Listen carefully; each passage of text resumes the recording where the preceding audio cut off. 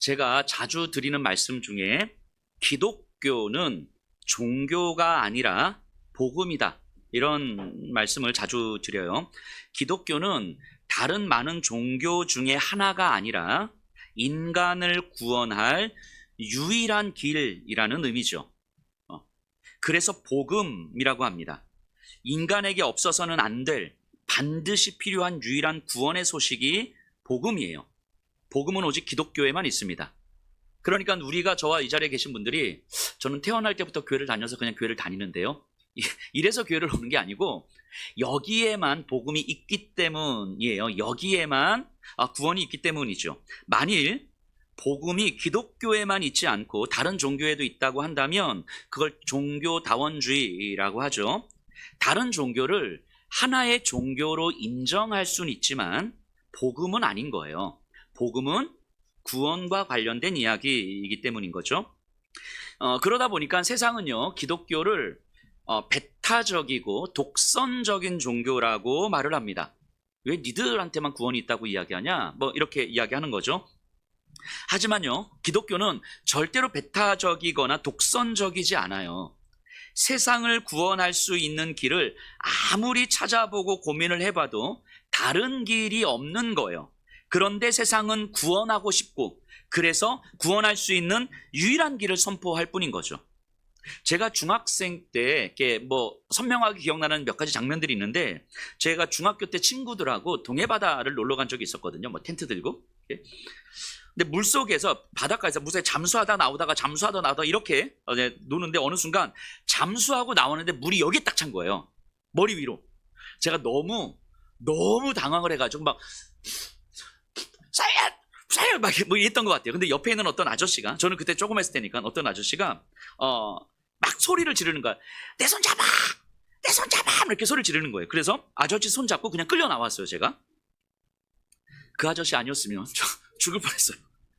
여러분 생각해 보세요. 그 상황에서 아저씨가 손 잡으라고 소리를 지를 때, 저한테 막 소리를 지를 때, 제가 왜 꼭 아저씨 손만 잡아야 돼요? 이러면 난 싫은데 왜 이렇게 소리를 지르지? 이럴 수는 없는 거잖아요. 아저씨 손 잡는 것 말고는 방법이 없으니까. 그러면 아저씨가 손 잡으라고 할 때 그거는 배타적이고 독선적인 것입니까? 강요하는 것입니까? 너 다른 거 하지 말고 내 손만 잡아! 라고 할 때 이걸 배타적이라고 할 수 있겠습니까? 아니죠. 이건 유일한 생명의 길인 거예요. 다른 방법이 있으면 좋겠죠. 여러 방법으로 살아나면 좋겠죠. 그런데 다른 방법이 없는 거예요. 다른 길이 없는 거죠. 손 잡는 거 말고는 다른 방법이 없는데, 그걸 아는데 어떻게, 야, 내 손 잡고 싶으면 잡고, 아니면 다른 길 한번 찾아볼래? 이럴 수가 없는 거예요. 내 손 잡아야 돼. 지금 무조건 내 손 잡아야 되는 거죠. 이거는 배타적이고 독선적인 것이 아니라 생명의 길인 거예요. 마찬가지죠. 기독교가 배타적이지 않아요. 유일한 생명의 길인 거죠. 다른 구원의 길이 있으면 좋겠죠. 저도 더 많은 사람들이 더 쉽게 구원 받으면 좋겠죠. 그런데 다른 길이 없는 거예요. 그러니까 유일한 구원의 길을 선포할 수밖에 없는 거죠. 그렇다면 이제 우리는 뭘 알아야 되냐면, 왜 기독교만이 유일한 구원의 길인지, 왜 기독교를 유일한 복음인지를 선명히 알아야 하는 거죠. 그저 어렸을 때부터 교회 나오니까, 태어날 때부터 교회 나왔으니까 교회 나오고는 있는데, 그 사람들이 왜 니들만 구원이 있다고 이야기하냐라고 물어보니까 예수 믿는 거 말고는 없는데 잘 모르겠는데, 이러면 안 되는 거잖아요. 왜 기독교에만 구원이 있는 것인지, 왜 기독교를 유일한 복음이라고 이야기하는지를 알아야 하는 거죠. 오늘 설교를 통해서 그 이유를 좀 잘 정리하셨으면 좋겠습니다. 그래서 오늘 설교를 지금 듣고 또 집에 가셔서도 영상을 통해서 반복해서 들으시고 외우셨으면 좋겠어요. 오늘 설교의 흐름을 좀 정확하게 외우셨으면 좋겠어요. 그래서 성도님들께서 이 오늘 설교의 흐름을 가지고 계셔야 여러분들 자신을 위해서, 또 우리 자녀들에게 기독교와 복음을 이야기해 주기 위해서, 혹은 또 다른 사람들에게도 이 복음을 이야기할 때 충분히 정리된 설명을 할 수 있을 것입니다. 또 그 정도로 정리를 좀 해 놓으시면 좋겠습니다. 자, 오늘 본문의 상황은요, 총독 벨릭스가 가이사랴 감옥에 바울을 감금하고 있어요. 자, 24장 24절 25절 제가 읽어볼게요. 수일 후에 벨릭스가 그 안에 유대 여자 드루실라와 함께 와서 바울을 불러 그리스도 예수 믿는 도를 듣거늘 바울이 의와 절제와 장차 오는 심판을 강론하니 벨릭스가 두려워하여 대답하되 지금은 가라. 내가 틈이 있으면 너를 부르리라 하고. 자, 벨릭스가 안에 드루실라와 함께 바울을 불러서 바울이 믿는 바를 들었어요. 이때 바울이 벨릭스에게 전했던 내용이 의와 절제와 장차 올 심판이었거든요. 여러분 한번 상상해 보세요. 바울은 내일을 장담할 수 없는 상태였어요. 이런 상황에서 총독에게 바울의 믿는 바를 이야기하는데 쌀데기 없는 이야기들을 하진 않겠죠. 그 엑기스를 이야기하지 않겠습니까? 그러니까 기독교 역사상, 기독교 2000년 역사상 가장 탁월한 기독교 사상가였던 바울이 말하는 기독교의 핵심 정리가 바로 의와 절제와 장차 올 심판이라고 이야기하는 거예요. 그래서 의가 무엇인지, 절제가 무엇인지, 장차 올 심판이 무엇인지 이거를 잘 정리하고 계셔야 이것이 바로 기독교의 핵심, 복음의 핵심이라는 걸 알 수 있을 것입니다. 예전에 제가 이런 말씀을 드린 적이 있어요. 로마서 강의할 때 그리스도인의 표지, 그리스도인임을 드러내는 세 가지 표지가 있는데 그것이 뭐냐면 죄를 묵상하는 것, 십자가를 묵상하는 것, 그리고 내세를 묵상하는 것. 이 세 가지가 그리스도인의 표지다라고 말씀을 드렸어요. 그리스도인은요, 교회를 다녀야 하고 예배도 드려야 하고 봉사도 해야 되고 선한 삶도 살아야 됩니다. 맞아요. 그런데 그런 것들이 그리스도인됨의 핵심은 아닌 거예요. 그리스도인이라고 할 때는 요 세 가지가 있어야 되는 거예요. 죄에 대한 묵상과 십자가에 대한 묵상과 내세에 대한 묵상, 이 세 가지를 빼고서는 우리가 그리스도인이라고 할 수가 없는 거죠. 마치 이런 거하고 똑같아요. 결혼식을 하는데 예식장이 너무 좋아, 식사도 너무 좋고 하객들도 너무너무 많이 와서 축가도 진짜 너무 좋아. 그런데 신랑 신부가 없는 거예요. 여러분, 이건 결혼식이 맞지만 결혼식이 아니죠. 신랑 신부가 핵심이니까 신랑 신부가 있어야 다른 것들이 의미가 있는 거잖아요. 그러니까 죄와 십자가와 내세를 묵상하고 살아가는 것을 빼고는 그리스도인이라고 할 수가 없는 거예요. 다른 것들은 요거 위에 이것이 있어야 의미가 있는 거죠. 그러니까 죄를 깊이 생각하지 않으면 십자가의 의미를 알 수가 없고, 십자가의 의미를 알 수 없으면 내세의 참된 의미를 깨달을 수가 없죠. 그러면 내세를 소망할 수가 없는 거예요. 그런 사람을 우리는 그리스도인이라고 하지 않아요. 같은 맥락인데요. 어느 신학자가 이야기했어요. 오늘날 현대교회가 잃어버린 세 가지 언어가 있다고. 죄와 회개와 구원. 이 세 개만 빼고 현대교회는 다 이야기하는 것 같다고. 뭐 이렇게 이야기해요. 교회가 잃어버린 세 가지 언어. 오늘 본문에서 이야기하는 의와 절제와 심판이 바로 이 얘기예요. 죄를 묵상하고 십자가를 묵상하고 내세를 묵상하는 것, 또는 죄와 회개와 구원을 이야기하는 것. 이게 다 의와 절제와 장차 올 심판의 이야기거든요. 다 같은 맥락입니다.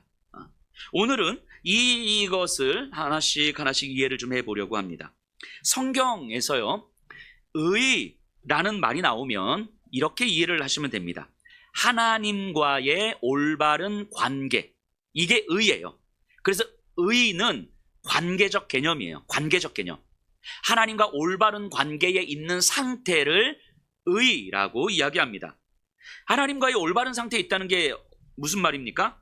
창조주와 피조물의 관계에 있다는 거예요. 하나님을 창조주로 믿고 내가 하나님의 피조물이라는 사실을 기억하며 살아가는 것, 이것이 하나님과의 올바른 관계예요. 이것이, 그래서 내가 피조물이라는 사실을 기억하는 것이 가장 큰 은혜인 거예요. 피조물임을 기억한다는 것 자체가 창조주의 은혜 없이 나 스스로 살아갈 수 없음을 아는 거잖아요. 내가 피조물이라고 인정을 하는데 창조주에 의지하지 않고 살아가는 건 말이 안 되는 거잖아요. 그러니까 피조물의 가장 큰 미덕이 뭡니까? 순종인 거예요. 피조물의 가장 큰 미덕이 순종. 이게 의예요. 여러분, 창조 질서를 생각해 보세요. 하나님이 말씀으로 세상을 창조하시고 인간을 지으셨어요. 그리고 인간에게 세상을 다스리라고 말씀하셨죠. 창조주께서 말씀으로 지은 세상을 말씀으로 다스리라는 거예요. 이게 무슨 의미냐면 인간은 창조주 하나님과 소통하는 존재죠. 창조주 하나님의 말씀을 들어야 되니까. 창조주 하나님과 소통하는 존재요. 창조주 하나님의 일을 나누어 감당하는 존재였어요. 그게 원래 피조물인 인간의 삶이었어요. 그래서 에덴 동산에서 인간은요, 자기의 소유가 하나도 없었지만 창조주를 누리는 삶이었죠. 창조주의 말씀이 자기 안에 가득 채워졌고 창조주의 말씀이 내 삶을 결정했어요. 인간은 자기 삶의 크기가 아니라, 내 인생의 크기가 아니라 창조주 말씀의 크기를 경험하는 삶이었죠. 이게 에덴에서의 인간이었어요. 그 인생은 창조주의 생명을 누리는 풍성함이었습니다. 그것이 하나님과 올바른 관계에 놓여진 인간의 삶이었어요. 이걸 의라고 합니다. 의. 그리고 하나님은요, 친절하게도 인간이 혹여나 자신이 피조물이라는 사실을 잊어버릴까봐 은혜의 장치를 주셨죠. 피조물이라는 사실을 기억할 수 있는 장치, 바로 선악과죠. 선악과. 에덴 동산에 있는 모든 것을 먹을 수 있지만 선악을 알게 하는 나무의 열매를 먹지 말아라 라고 단호하게 말씀하셨어요. 먹는 날에는 정녕 죽으리라. 선악과를 볼 때마다 인간은 무슨 생각을 해요? 창조주께서 먹지 말라고 하신 나무 열매예요. 아, 나는 피조물이니까, 창조주의 말씀을 듣고 살아가야 되는 존재니까 창조주를 기억하고 내가 피조물이라는 사실을 기억할 수 있도록 주신 은혜가 선악과였죠. 그런데 사단이 인간의 욕망을 자극하기 시작합니다. 이렇게 들어오는 거예요. 야, 네가 네 인생의 창조주야. 네가 네 인생의 주인이야. 네 인생에 다른 창조주는 필요 없어. 너 언제까지 그렇게 하나님의 노예로 살아갈래? 이렇게 자극하는 거예요. 그러니까 선악과를 먹어도 돼. 선악과를 먹는 순간 네가 네 인생의 주인이야. 여러분, 이건요, 너무너무 매력적인 유혹이죠. 내가 내 인생의 주인이 되고자 하는 삶은 굉장히 매력적인 유혹이에요. 창조주 하나님의 사랑 안에서 창조주를 의지하는 삶을 노예적 삶이라고 살짝 비틀어서 사단은 공격하고 있는 거예요. 그리고 나서 보니까 선악과가 어떻게 보여요? 보암직도 하고 먹음직도 한 거예요. 내 인생의 주인이 내가 되는 것이 진짜 참 행복이라는 헛된 소망을 갖게 되죠. 그리고 선악과를 먹습니다. 여러분, 선악과를 먹는다는 건 내 인생에 다른 창조주를 필요로 하지 않는다는 의미예요. 내가 내 인생의 창조주요, 내 인생의 주인이 되고 싶다는 선언이죠. 이걸 뭐라고 합니까? 죄라고 하는 거예요. 죄. 죄는요, 하나님과의 올바른 관계를 깨뜨리는 거예요. 내가 피조물이고 하나님이 창조주라는 요 올바른 관계를 깨뜨리는 거예요. 죄는. 왜냐하면 내가 내 인생의 창조주고 내 인생의 주인이 되고자 하는 선언이니까. 그래서 죄는 의를 깨뜨립니다. 의가 깨진 거예요. 의가 깨진 상태, 죄를 지은 상태의 인간은 이제 자신이 자기 삶의 주인처럼 살게 되는데요. 어떻게 살아갑니까? 내가 가진 것만큼 누리며 살아가요. 이전에는 내가 가진 것이 없지만 창조주의 소유를 누리는 삶을 살았잖아요. 그러니까 내 소유를 늘리기 위한 분투와 경쟁도 없었고요. 내 소유가 적어지는 것에 대한 불안과 두려움도 없었어요. 하지만 이제는 내 소유를 늘리는 것에 인생을 걸어야 했고요. 내 소유가 줄어드는 것 때문에 모든 불안과 두려움에 휩싸인 채 살아야 했습니다. 비교와 경쟁과 의심과 염려는 어느 순간 자연스러운 우리의 인생이 되어버렸죠. 내가 내 인생의 주인이 되려고 했지만 사실은 비교와 경쟁과 의심과 염려와 불안만 남는 인생이 되어버린 거죠. 그러면 그럴수록 우리는 더 내가 내 인생의 주인인 것처럼, 내가 더 무언가를 열심히 하면 되는 것처럼 살아가지만 결국 불안과 두려움과 염려는 더해져 가는 거죠.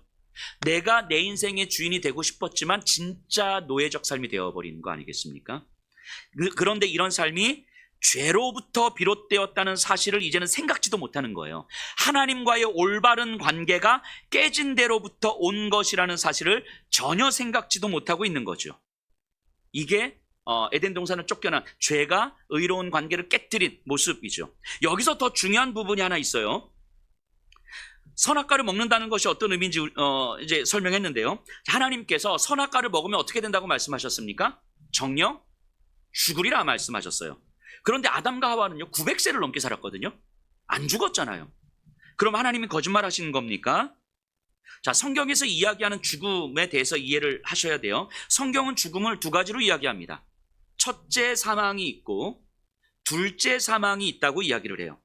첫째 사망은 육신의 호흡이 끊어지는 거예요. 우리가 흔히 죽는다라고 할 때 그거예요. 둘째 사망은요, 주님이 다시 오신 이후 이 세상의 종말에 주님이 심판하신 다음에 영원한 하나님의 진노 아래 놓여진 상태, 즉 창조주와 전혀 상관없는 상태로 영원히 살아가는 상태, 창조주를 인정하지 않고 내가 내 인생의 주인인 것처럼 영원히 살아가는 상태, 요 상태를 둘째 사망이라고 해요. 그러면요, 선악과를 먹은 후에 첫째 사망은요 바로 이루어지지 않았습니다. 한참 살았어요, 아담과 하와는. 하지만 둘째 사망은 즉각적으로 선포됐어요. 즉각적으로. 창조주를 잃어버린 이 삶인 거죠. 뭐 너무 당연하지 않겠습니까? 하나님께 의해서 창조된 세상이 창조주를 잃어버린 삶을 살아요. 이거 생명 없는 삶인 거잖아요. 생명 없는 삶이 즉각적으로 선포됐고, 이 생명 없는 삶은 영원히 지속될 거라는 것이 즉각적으로 선포된 거예요. 둘째 사망은요, 선악과를 따먹는 순간, 죄를 짓는 순간, 의의가 깨지는 순간 즉각적으로 선포된 거예요. 그래서 창조주를 잃어버린 인간은요, 이 세상이 전부인 것처럼 살거든요. 그러니까 영원한 하나님의 진노, 즉 이 세상 이후의 삶에 대해서는 전혀 생각도 못한 채 살아가게 됩니다. 둘째 사망이 있는지 없는지도 모른 채 살아가는 거예요, 죄를 지은 인간은. 이럴 수는 있죠. 막연히 저 세상에 대한 두려움이 있을 수는 있죠. 하지만 그것이 창조주를 기억하지 못하기 때문, 즉 죄로 인함이라는 사실을 모르기 때문에 이 저 세상에 대한 두려움은 우리로 하여금 이 땅에서 막 공적을 쌓게 하는 거예요.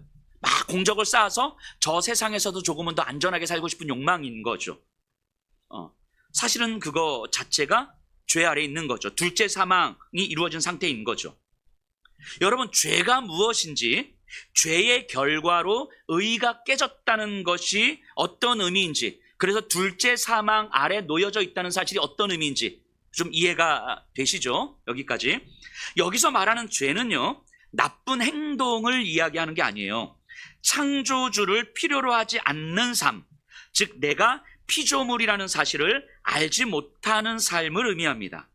그러니 죄는 우리로 하여금 창조주를 의지하지 않아도 되는 삶을 살게 하는 거예요. 그 삶이 비록 착하고 도덕적인 삶이라 할지라도 창조주를 의지하지 않는 삶을 살게 하는 것, 이게 죄예요.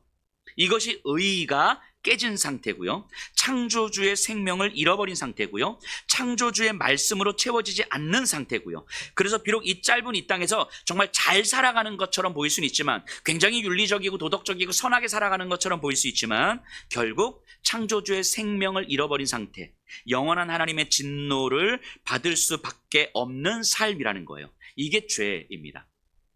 그래서 제가 이 그림 언어를 하나 준비했는데요. 자, 이 나무가 있어요. 제가 오늘 아침에 와서 옥상 가서 끊어왔어요. 자, 이 나무를 보세요.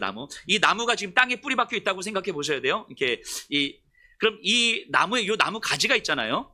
요 가지에 생명이 있을까요, 없을까요? 있지요. 왜냐면 잎도 있고 푸르러요. 근데 이 푸르르기 때문에 생명이 있는 게 아니라 뿌리와 연결됐기 때문에, 뿌리로부터 오는 생명이 있기 때문에 이 생명이 있는 거예요. 자, 근데 제가 이거를 끊었습니다. 자, 보세요. 이게 생명이 있는 것처럼 보이죠? 여전히. 여기 뭐가 진액도 나오는 것 같고 여전히 푸르릅니다. 하지만 이 나뭇가지는 생명이 있습니까, 없습니까? 없어요. 있는 것처럼 보이지만 없습니다. 왜냐하면 이 자체에는 생명이 없기 때문인 거예요. 뿌리로부터 생명이 들어와야 생명이 있는 거예요. 그런데 얘는요, 자기가 생명이 없다는 사실을 모르죠. 왜냐하면 나뭇잎이 여전히 푸르르니까, 여전히 나뭇가지의 역할을 하고 있는 것 같으니까. 그런데 어떻게 합니까? 시간이 지나보면 알아요. 시간이 지나보면 얘는 점점 말라 비틀어지는 거죠. 그럼 얘한테 생명이 들어오려면 여기 포스터 컬러로 이렇게 막 칠하고 비타민 주사 넣고 이러면 얘한테 생명이 들어갑니까? 아니요. 방법은 하나밖에 없어요. 이 원래 나무에 접붙여지는 거예요. 그런데 얘는 여기에 접붙임을 받지 못하죠. 왜냐하면 자기가 생명이 없다는 사실을 모르니까. 누군가가 얘를 이렇게 붙여줘야 얘가 붙여지는 거잖아요. 붙여지고 나니까 비로소 그 전의 상태가 내가 생명이 없는 상태였었구나 라는 걸 알게 되는 거예요. 자, 마찬가지예요. 인간은요, 창조주 안에 붙어 있을 때 생명이 있는 거예요. 요 자체에서는 생명이 생산되질 않습니다. 근데 죄는요, 그러니까 요 붙어 있는 상태가 의예요. 의. 근데 죄는 이 관계를 끊어내는 거예요. 이게 의가 깨진 상태인 거죠. 죄로 인해서. 그런데 이 상태에서 인간은 충분히 잘 사는 것처럼 보여요. 여전히 나뭇잎도 있고요. 여전히 뭐 나뭇가지의 역할을 합니다. 그러니까 자기가 생명이 없다는 사실을 몰라요. 이걸로 충분하거든요. 근데 시간이 지나 보면 알지요. 시간이 지나 보면 내가 둘째 사망 아래 놓여졌었다는 사실을 그때 가서 깨닫는 거예요. 하나님의 영원한 진노의 심판이 딱 이루어질 때 깨닫는 거예요. 근데 그때는 이미 늦는 거죠. 그런데 얘는 나무에 이 창조주 하나님께 스스로 이렇게 붙지를 못하는 거예요. 왜냐하면 자기가 생명이 없다는 사실을 모르니까. 누군가가 얘를 여기에 붙여줘야 하는 거잖아요. 붙고 나니까 비로소 깨닫는 거죠. 아, 내가 생명이 없었던 거구나. 생명 없는 자처럼 살아갔는데 내가 생명 없는 자인지도 몰랐구나. 둘째 사망의 해가 얼마나 끔찍한지 내가 전혀 알지 못한 채 살았구나. 이렇게 깨닫게 되는 거예요. 이 그림 언어를 좀 이해하시면 좋을 것 같습니다. 그래서 의의 상태와 의가 깨진 상태. 그 의가 깨진 상태에서 얘가 아무리 착하고 아무리 선하고 아무리 잘 살아도요, 얘 안에서는 절대로 생명이 나올 수 없어요. 창조주께 접붙임을 받는 것 외에 어떤 생명의 길도 없습니다. 이거를 좀 기억하시면 좋겠습니다. 자, 그럼 종종 이런 질문들을 하시는 분들이 계시죠. 그럼 애기들, 이제 막 태어난 갓난 애기들, 이 갓난 애기들이 생명을 잃었을 때 아기들은 아무런 죄도 짓지 않았는데 그럼 지옥에 가야 되는 겁니까? 뭐 이런 질문들을 하시기도 하죠. 뭐 천국을 가느냐 지옥을 가느냐는 우리의 판단 영역은 아니에요. 감히 우리가 구원받았다 구원받지 못했다 이렇게 말을 할 수는 없습니다. 그럼에도 불구하고 이렇게 생각을 해볼 수는 있을 것 같아요. 아기가 너무 순수하고 어떤 죄를 짓지 않았다고 할 때 그때의 죄는 행위로서의 죄를 의미하는 거잖아요. 어떤 악한 행동도 하지 않았던 죄. 하지만 성경에서 둘째 사망에 이르게 하는 죄는요, 행위로서의 죄가 아니라 창조주를 기억하지 못하는 죄, 창조주를 필요로 하지 않는 죄를 의미하는 거예요. 이걸 다른 말로 뭐 원죄 이렇게 표현하기도 하죠. 즉 죄는요, 행위가 아니라 경향성이에요. 경향성. 그 죄는 경향성이라고 합니다. 창조주를 의지하지 않는 방향으로 살게 하는 거예요. 그렇다면요, 에덴 동산 이후의 모든 인간은 창조주를 의지하지 않는 삶의 방향으로 가요. 하나님께서 특별히 찾아가셔서 부르셔서 하나님을 알게 하신 인간들 외에는 모든 인간들은요, 창조주를 의지하지 않는 삶의 방식으로 살아갑니다. 그 방향으로 그렇게 태어나고 그렇게 살아가요. 왜냐하면 창조주를 필요로 하지 않는 사람, 창조주 자체를 모르니까. 너무 착하게 너무 선하게 사는 사람일지라도 창조주와 상관없는 선함이라면 그건 죄인 거예요. 그 죄를 경향성이라고 합니다. 그런데 그 자체, 그 창조주도 기억하지 못하고 깨닫지도 못한 채 살게 되는 거예요. 이게 죄의 상태죠. 의가 깨진 상태인 거예요. 물론 또 이런 질문도 하시죠. 그럼 예수님 오시기 전에 뭐 이순신 장군 뭐 이런 분들은 뭐 어떻게 되는 겁니까? 예수님이 오시지 않았는데 구원 받는 겁니까? 안 받는 겁니까? 뭐 이런 질문 하나하나 하다 보면요, 오늘 밤을 새워야 될 것 같고요. 그래서 궁금하신 분들은 이 제자반 들어오시면 됩니다.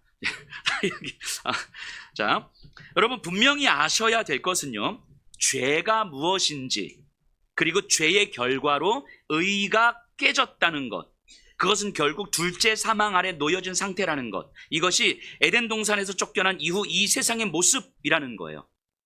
그럼 여기까지 우리가 이해를 했으면 이제 우리는 이런 생각에 이를 수 있습니다.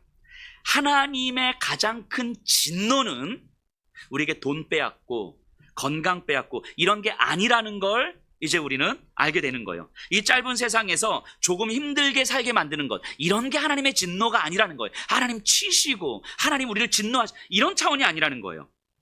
우리 로마서 한번 펴볼까요? 로마서 1장 24절.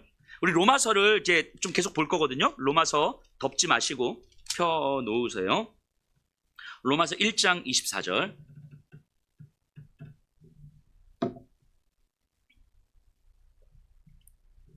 지금 잘 따라오고 계시죠? 예. 로마서 1장 24절.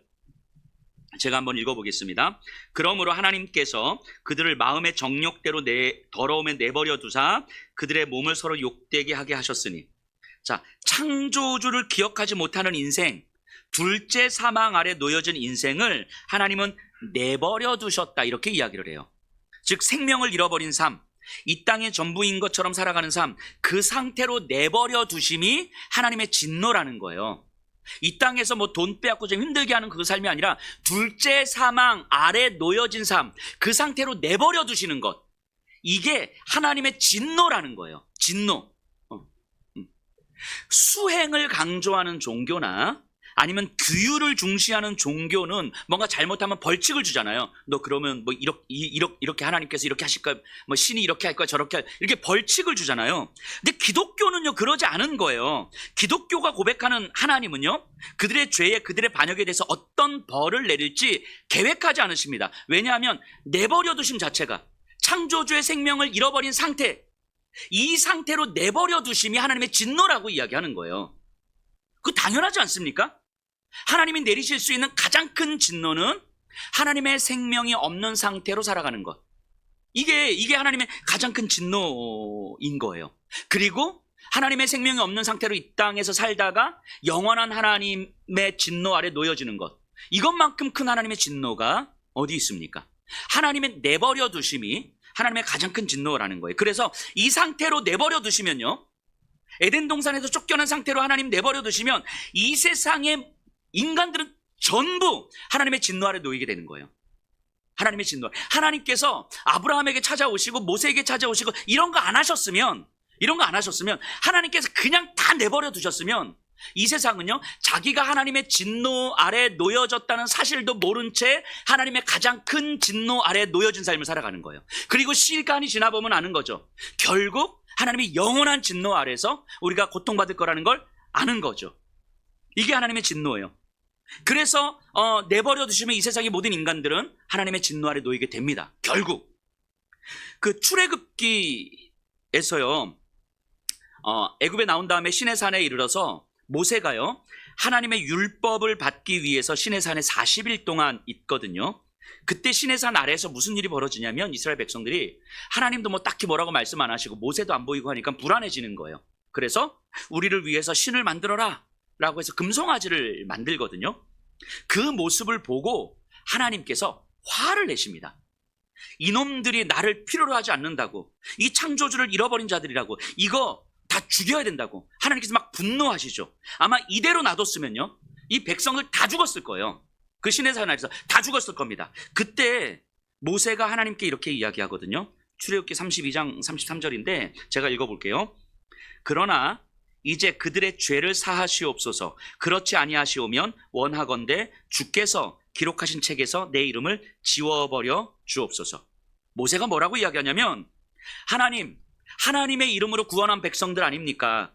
이들 살리셔야 됩니다. 하나님 내 이름을 생명책에서 지우시더라도, 하나님 나를 버리시더라도 이들을 살려주셔야 됩니다. 모세가 이들을 위해서 기도해요. 자기를 버려도 되니까 이들 살려달라고. 그리고 그 모세의 기도를 듣고 하나님께서 저들을 살려주시죠. 마찬가지죠. 이대로 내버려 두면요 모두 죽을 수밖에 없는 인간들을 보시고 성자 하나님께서 성부 하나님께 기도했을 거예요. 아버지, 이들 하나님께서 창조하신 이들 하나님 살려주셔야 됩니다. 나를 버리시더라도 하나님 이들을 살려주셔야 됩니다. 성부 하나님은요 그래서 당신의 하나밖에 없는 아들 성자 하나님을 완전히 버리신 거예요. 모든 죄를 다 뒤집어 쓰신 상태로 죽이셨어요. 그게 십자가의 죽음이죠. 하나님의 가장 큰 진노인 둘째 사망, 영원한 하나님의 진노 아래 예수님을 놓으신 거예요. 완전한 진노 아래 예수님을 놓으신 거예요. 당신의 아들을. 그리고 부활이라는 상상도 할 수 없었던 창조의 능력으로 예수님을 살려주신 거예요. 예수님의 부활은요 하나님의 완전한 새로운 창조예요. 새로운 창조. 죄에 빠져 있는 이 세상에서 변화를 시도하는 것이 아니라 온전히 하나님으로부터만 시작되는 새로운 세상의 시작인 거죠. 이 땅을 처음에 창조하셨던 것처럼, 오직 하나님으로만 시작하셨던 것처럼 예수님의 부활은요 당신의 아들을 영원한 하나님의 진노 아래 놓아두신 후에 하나님으로만 시작될 수 있는 완전한 새로운 창조를 이루신 거예요.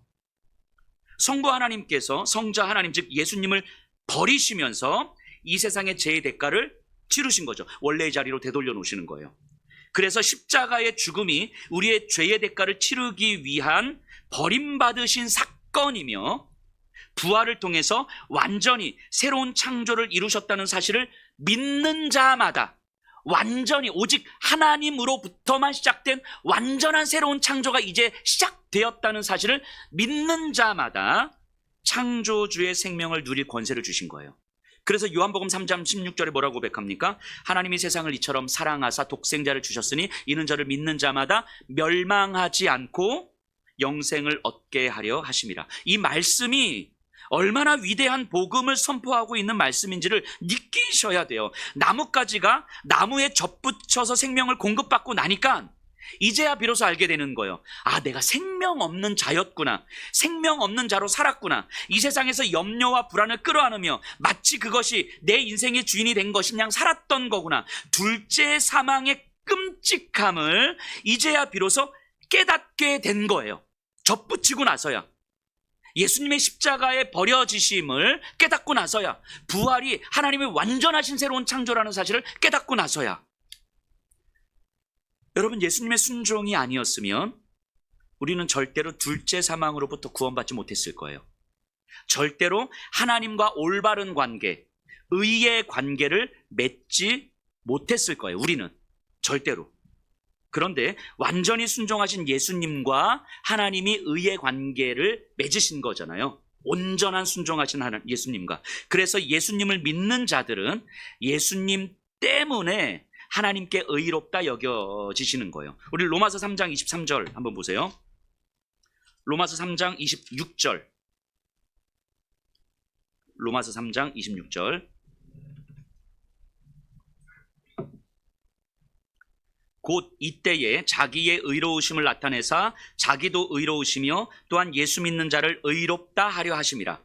이것이 바울이 말하는 의입니다. 우리의 의는 그래서 오직 예수 그리스도예요. 우리가 둘째 사망으로부터 구원을 받는 것, 하나님으로부터 영원한 둘째 사망 아래 놓여진 유일한 존재, 예수 그리스도, 그 예수 그리스도로 인함인 거예요. 하나님이 우리를 의롭다고 여겨주시는 것, 하나님과의 올바른 관계에 있다고 여겨주시는 것, 그거 예수 그리스도의 순종 때문인 거죠. 예수님의 순종.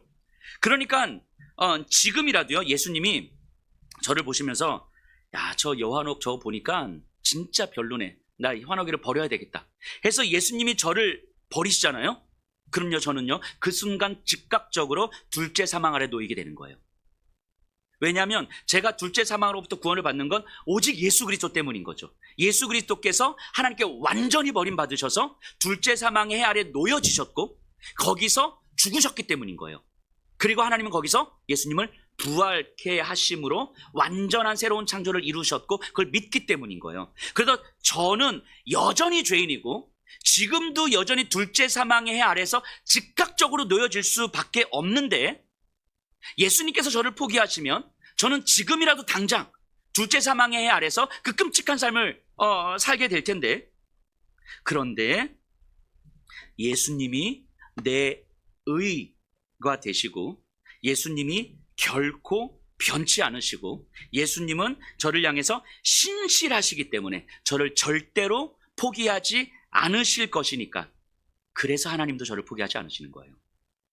하나님은 예수님 때문에 우리를 의인이라고 여겨주시는 거죠. 예수님의 순종 때문에, 예수님의 버림받으심 때문에 우리를 의인이라고, 의롭다고 여겨주시는 거예요. 이걸 칭의라고 하잖아요. 하나님이 우리를 의롭다 칭해주시는 거예요. 우리가 의롭게 된 게 아니고 하나님이 예수님을 보고 우리를 의롭다고 여겨주셨다고요.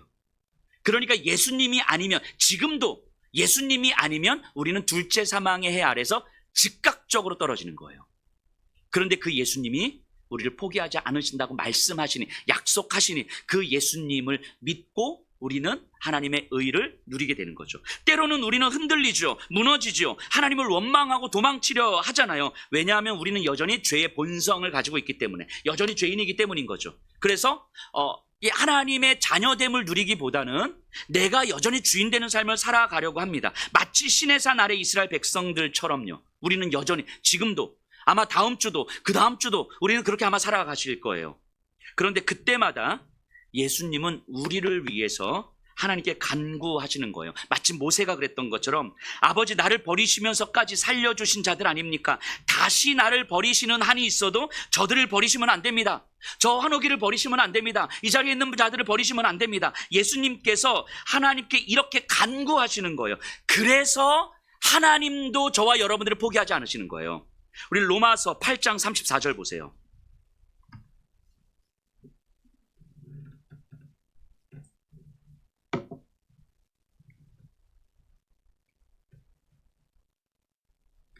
누가 정죄하리요? 죽으실 뿐 아니라 다시 살아나신 이는 그리스도 예수시니 그는 하나님 우편에 앉아 계신 자, 하나님 우편에 계신 자요 우리를 위하여 간구하시는 자신이라.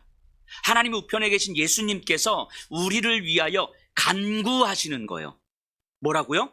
나를 버리시더라도 저들을 포기하시면 안 됩니다.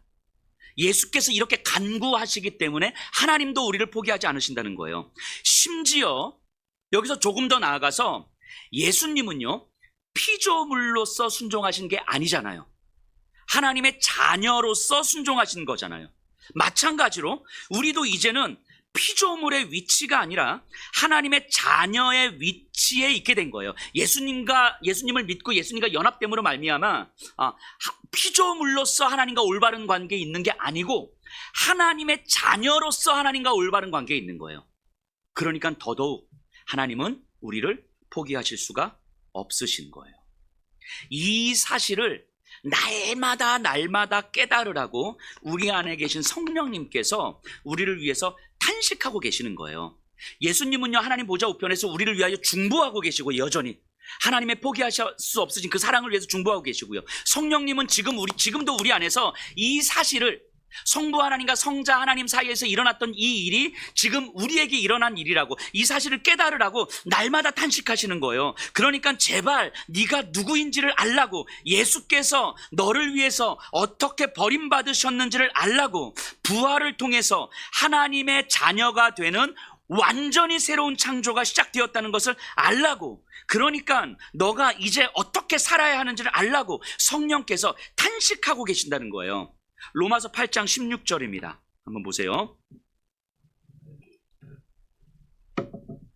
로마서 8장 16절이요. 성령이 친히 우리의 영과 더불어 우리가 하나님의 자녀인 것을 증언하시나니, 이제는 피조물이 아니라 하나님의 자녀라는 사실을 증언하시는 거예요. 8장 26절. 이와 같이 성령도 우리의 연약함을 도우시나니 우리는 마땅히 기도할 바를 알지 못하나 오직 성령이 말할 수 없는 탄식으로 우리를 위하여 친히 간구하시느니라. 여러분, 성자 하나님이 하나님 우편에서 우리를 위하여 간구하시고 성령 하나님이 우리 안에서 우리를 위하여 간구하신다는 거예요. 이게 바울이 말하는 의예요. 여러분, 너무 멋지지 않습니까? 이게 복음이에요. 우리를 위해서 버림받으신 예수님께서 우리를 위해서 하나님의 가장 큰 진노인 둘째 사망 아래 놓여져서 죽으신 예수님께서, 우리 때문에 그렇게 죽으신 예수님께서 지금도 여전히 내 욕망의 질서를 따라 사려고 하는 우리를 위해서 하나님께 간구하신다는 거예요. 성자 하나님께서, 하나님, 제가 여전히 죄의 질서를 따라 살아간 것 같지만 그래도 하나님 죄를 버리실 수 없는 거 아닙니까? 주님, 나를 다시 버리시더라도 죄를 버리시면 안 됩니다. 간구하신다는 거예요. 그리고 예수께서 보내주신 성령님께서 여러분들 안에 친히 내주하셔서 여러분들에게 이 사실을 깨달으라고 날마다 탄식하신다는 거예요. 여러분들 안에서 이 사실을 깨달으라고, 당신이 어떤 존재인지, 당신이 어떻게 하나님의 자녀가 된 것인지 깨달으라고 탄식하는 거예요. 그리고 이들과 함께, 이 성자 하나님과 성령 하나님과 함께 우리를 자녀 삼아 주셔서 창조주 생명의 그 풍성함을 누리라고 성부 하나님께서 우리에게 말씀해 주시는 거예요. 성부 하나님과 성자 하나님과 성령 하나님께서 도대체 우리가 뭐라고, 이 한낱 피조물에 불과한 우리가 뭐라고, 이 하나님께서 우리를 위해서 버림받으시고 우리를 위해서 날마다 탄식하시고 우리를 위해서 끊임없이 우리를 끌어안으시는 그 사랑을 보여주십니까? 이게 복음이에요. 이게 바울이 말하는 의예요. 여러분 이 복음을 어디 가서 들으실 거예요? 이런 복음이 어디에 있습니까? 여러분 이 상태를 조금 다른 말로 표현하면 예수님과 연합되었다 이렇게 이야기를 하거든요. 내 안에 예수님이 계시고 예수님 안에 내가 거하는 거, 예수님 안에 예수님께 매였다는 거죠.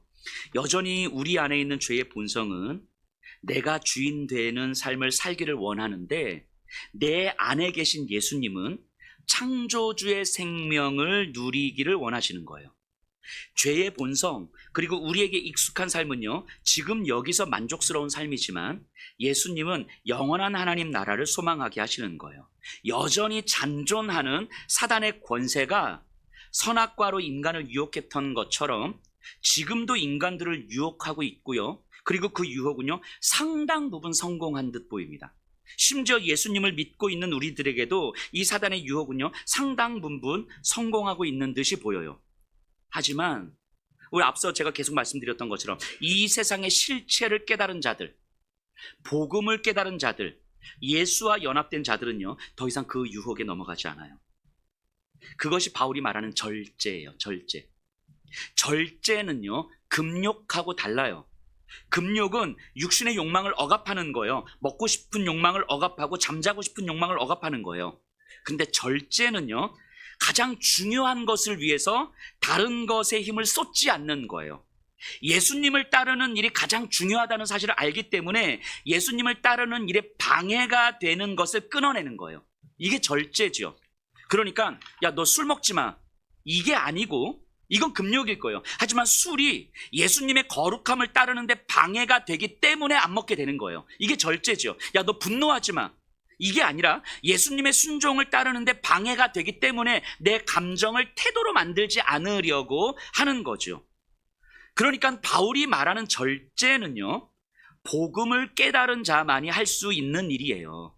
예수님을 따르는 삶, 하나님의 자녀가 된 감동적인 삶을 알게 된 자만이 할 수 있는 일이 절제인 거죠. 그러니까 죄와 십자가를 오늘 내 삶에 끌어안고 살아가는 삶은 절제할 수밖에 없습니다. 의를 온전히 깨달은 삶은요, 절제할 수밖에 없어요. 그러다 안 되기 때문에 회개를 할 수밖에 없고요. 그러면 성령께서 또다시 우리에게 예수님을 바라볼 수 있는 은혜를 주시는 거죠. 그러니까 여전히 죄의 본성을 가지고 살아가는 우리는, 절제를 하려고 하지만 잘 안 되는 우리는 회개할 수밖에 없고요. 그래서 회개는요, 창조주 생명의 풍성함을 누리기 위해서 우리가 할 수 있는 최선의 몸부림이에요. 회개는요, 여전히 죄의 본성을 따를 수밖에 없는 사실을 알기 때문에 회개는 우리가 할 수 있는 최선의 몸부림입니다. 그리스도를 따라 살아가려고 하는 우리에게. 절제는요, 우리를 짓누르고 강요하는 게 아니에요. 우리에게 생명의 길이 무엇인지를 알려주는 거예요. 설교를 시작할 때 저 중학교 때 바닷가 이야기했던 것처럼 아저씨의 손을 잡으려면 다른 걸 하면 안 되는 거예요. 이거는 금욕하는 게 아니에요. 억지로 내가 이거 안 해야지가 아니라 이거 잡으려면 다른 걸 하면 안 되는 거예요. 이건 절제인 거예요. 이 길을 알면 이걸 안 잡게 되는 거예요. 이 길을 모르는데 뭔가 절제해야 될 것 같으면 금욕을 해야 되는 거죠. 막 금욕은 하는데 뭘 어디로 가야 될지 모르겠는 거죠. 그래서 하나님께서 우리를 사랑하시는 그 길을 알기 때문에 우리는 예수를 따르는 길이 나가는 거죠. 그래서 절제는요, 정죄나 판단으로 이어지지 않습니다. 금욕은요, 정죄와 판단으로 갈 거예요. 내가 얼마나 욕망을 절제하는, 금욕하는 삶을 살아가는지. 그런데 절제는요, 생명의 길을 아는 길이기 때문에 정죄나 판단으로 이어지지 않습니다. 어느 책을 읽다가 어느 신학자가 출애굽한 이스라엘 백성, 이스라엘 공동체를 설명하는 문장이 있는데 그 내용이 너무 아름답더라고요. 제가 한번 짧은 문장인데 한번 그대로 읽어볼게요. 이스라엘은 우상숭배로 버려진 세상, 사악함과 혼돈에 사로잡힌 세상에서 아름답고 깨끗한 주님의 숨결을 드러내는 그분의 정원이자 작은 오아시스 같은 곳이었다. 그리고 이 정원을 보호하는 울타리는 바로 주님이 주신 율법이었다. 이 시대 교회가 이런 존재 아닙니까? 우상숭배로 버려진 세상, 사악함과 혼돈에 사로잡힌 세상, 창조주를 기억하지 못하는 세상에서 아름답고 깨끗한 주님의 숨결을 드러내는 그분의 정원이자 오아시스 같은 곳이 바로 교회잖아요. 그럼 이 정원을 보호하는 울타리가 주님의 말씀이죠. 그것이 믿어지고 누리고 싶기 때문에 말씀을 듣고 말씀을 따르기 때문에 그래서 죄의 본성에 대해서는 절제할 수밖에 없는 거죠. 우리가 주님의 정원이고 주님의 오아시스라면 이 오아시스를 지키는 울타리가 주의 말씀이라면 말씀에 따르는 삶을 살고자 우리는 죄의 본성에 대한 절제를 할 수밖에 없는 거 아니겠습니까? 이 너무 아름다운 표현 아닙니까? 창조주께서 저와 여러분들 지금 이곳을 우리를 사막과 같은 세상에서 주님의 정원으로 오아시스로 만드셨다는 거예요. 그러면 세상이 교회를 알게 되면 교회 안에서 이루어지는 그 창조주의 풍성함을 맛보고 찾아올 수밖에 없는 거 아닙니까? 비교와 경쟁과 염려와 불안에 익숙해진 세상이 교회를 통해서 창조주의 생명의 풍성함을 맛볼 수 있는 거잖아요. 그러니까 교회가 죄와 회개와 구원을 이야기하고 선포하지 않으면, 의와 절제와 장차올 심판을 이야기하지 않으면 교회가 이 풍성함을, 창조주의 풍성함을 세상에 맛보게 할 수 없는 거잖아요. 교회가 죄를 이야기하고 십자가를 이야기하고 구원을 이야기하고 심판을 이야기하고 내세를 이야기할 수 있을 때, 그리고 그것이 어떤 의미인지 올바로 깨닫고 그것으로 말미암아 우리가 이 세상 안에서 절제된 삶을 살아갈 때 세상은 세상에서 경험할 수 없는 창조주의 풍성함을 맛보게 되는 거잖아요. 절제하는 삶이 가장 풍성한 삶이라는 걸 맛보아하는 거잖아요. 세상에서 경험할 수 없는 그 아름다운 정원을, 세상에서 경험할 수 없는 그 오아시스를 교회를 통해서 맛보게 되는 거잖아요. 그러면 교회를 향해서 소망을 품게 되는 거 아닙니까? 교회가 이 언어들을 잃어버리면요, 세상으로 하여금 이 교회가 갖고 있는 이 오아시스의 맛을 맛보게 할 수가 없는 거지요. 그리고 조금 더 나아가서 세상을 창조하신 분이 계시다면 세상의 끝도 분명히 있을 텐데, 그 끝에 이루어질 하나님의 심판, 영원한 하나님의 진노, 둘째 사망을 안다면 인간을 둘째 사망으로 이끌어간 죄의 길을 따를 수 없다는 것도 분명하죠. 이건 너무 당연한 거 아닙니까? 바꿔 말하면 둘째 부활, 즉 둘째 사망이 아닌 영원한 하나님의 나라에서 하나님의 풍성함을 온전히 누리게 되는 세상, 내세의 소망은 오늘 이 땅을 살아가는 우리로 하여금 충분히 절제하는 삶을 살게 합니다. 우리 로마서 8장 17절 한번 보세요. 로마서 8장 17절입니다. 자녀이면 또한 상속자, 곧 하나님의 상속자요 그리스도와 함께 한 상속자니 우리가 그와 함께 영광을 받기 위하여 고난도 함께 받아야 할 것이니라.